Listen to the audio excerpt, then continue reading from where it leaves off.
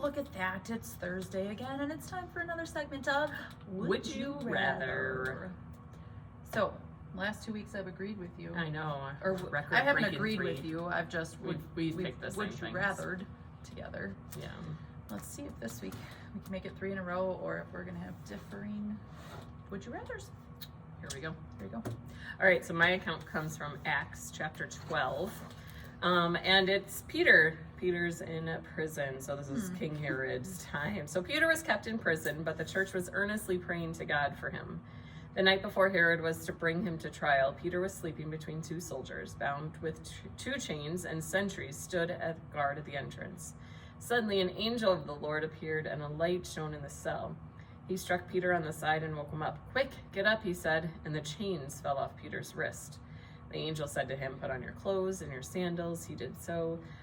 And then it says they went through all of the guards and through all of the sentries. Then Peter came to himself and said, "Now I know without a doubt that the Lord sent his angel and rescued me from Herod's clutches and from everything the Jewish people were anticipating."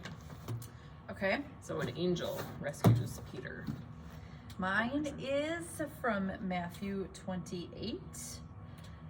There was a violent earthquake, from an angel of the Lord came down from heaven, and going to the tomb, rolled back the stone and sat on it. His appearance was like lightning, and his clothes were white as snow. The guards were so afraid of him that they shook and became like dead men. The angel said to the women, which is Mary Magdalene and the other Mary, "Do not be afraid, for I know that you are looking for Jesus who was crucified. He is not here, he is risen, just as he said. Come and see the place where he lay. Then go quickly and tell his disciples, he has risen from the dead and is going ahead of you into Galilee. There you will see him. Now I have told you." All right. So, it's time for Would You Rather? Would you rather?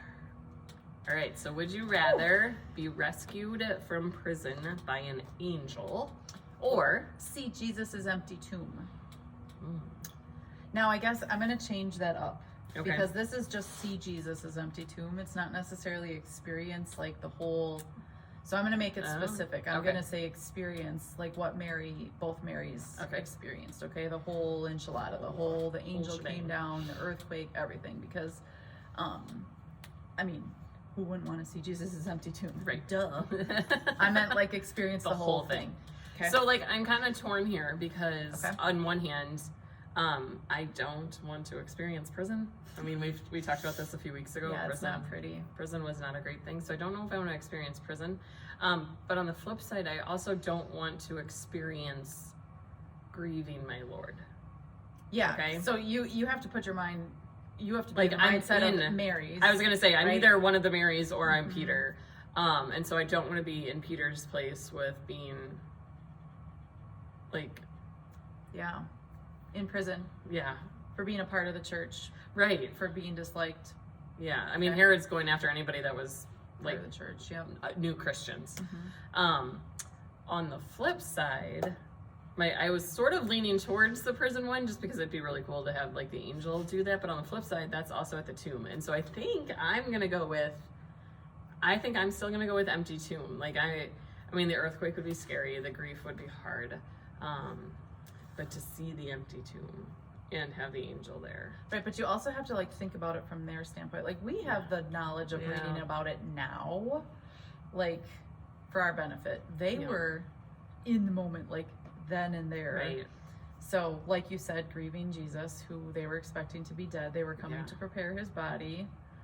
Talk about a faith and a gut check, because you'd have to truly like believe that this angel, because I mean, this angel's telling you he's risen. Yeah. And they do believe it, because it says the women hurried away from the tomb and yet afraid yet filled with joy ran to the disciples. So you knew they had it. Wow. I am going to have to disagree with you. Oh, there goes our streak. Yeah, I'm going to go would you rather on the other side. Only because, one, in that day, you were a Christian, you were most likely in prison because they didn't like people. On the flip side, I mean, Peter did have the whole church. It started with the whole church was earnestly praying to God for him. So on the flip side, I mean, if you have to be in prison, it's kind of nice to know that you have a lot of people praying for you. But also, can't you just, I mean, God's using you in Yeah. that instance because he's bringing the people to pray. Yeah. But at that instance, can't you just feel like the dun dun dun? Like there's an angel. There's an angel. Taking you right out of prison Yeah. because God is much bigger and more I mean, not that the resurrection isn't holding that same thing. But you yourself are being rescued by an angel. You get to walk past everybody. You get to be like, see you guys. I mean, I would probably have to change my clothes because I've seen an angel come in like that and rescue me. It's The probably- angels never come in all like cute and cheruby. They always come in with like, don't be afraid. I know. I know I look really scary, but don't be afraid. It's not a precious moments angel. No, we're talking like definitely not a warrior. Oh. No, it's like I'm pulling you out of here and let's go. But so yeah, I'm gonna have to go with that. All right. Well, Lunchians, we are split. What about you? What would you rather? Would you rather see Peter or be like Peter and be rescued from prison by an angel, or See the angel at the empty tomb of Jesus. let us know? See you next time.